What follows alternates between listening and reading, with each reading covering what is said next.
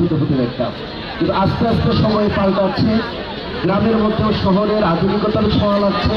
আমরা দেখি যে গ্রামের সেই রীতিনীতি থেকে ধীরে ধীরে যেন আমরা সরে যাচ্ছি এবং আমাদের নতুন প্রজন্ম আমাদের যে নিজস্ব ইতিহাস, ঐতিহ্য, শেকড় তা যেন ধীরে ধীরে ভুলে যাচ্ছে এবং এটি প্রতিহত করা অত্যন্ত জরুরি।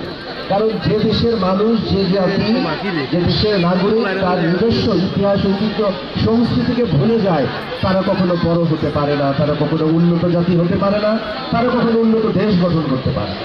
তো আজকে এই প্রতিষ্ঠানের প্রায় ১,৫০০ শিক্ষার্থী, তাদের সবাইকে কিন্তু এই আয়োজনের মধ্য দিয়ে আমাদের আবহমান এই যে বাঙালির সংস্কৃতি এবং ঐতিহ্য এর সঙ্গে সম্পৃক্ত করে দেওয়া হলো।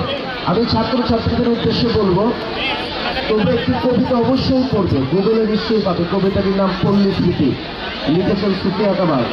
তিনি গ্রামের চমৎকার স্মৃতির কথা বলতে গিয়ে পিঠা খাওয়ার কথা বলেছেন। তিনি লিখেছেন, পৌষ পার্বণে পিঠা খেতে বসে খুশিতে বিষম খেয়ে আরো উল্লাস বাড়িয়াছে মনে মায়ের বুকু নিচে।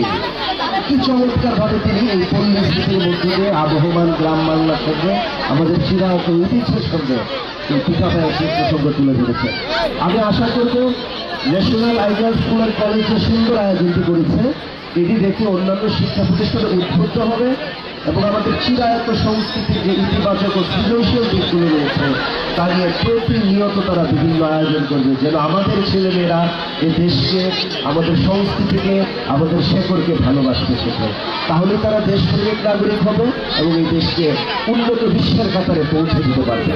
আর ছাত্রছাত্রীদের উদ্দেশ্যে বলতে চাই, শ্রেণীকক্ষে মন দিয়ে পড়াশোনা করবে, শিক্ষক মন্ডলী অভিভাবকদেরকে সম্মান করবে। তো তাদেরকে যদি সম্মান করতে পারো, তাদেরকে যদি শ্রদ্ধা জ্ঞাপন করতে পারো, তাহলেই তোমাদের জীবন অনেক উন্নত হবে, রঙিন হবে, সুন্দর হবে। আর শুধু শ্রেণীকক্ষে নয়, শুধু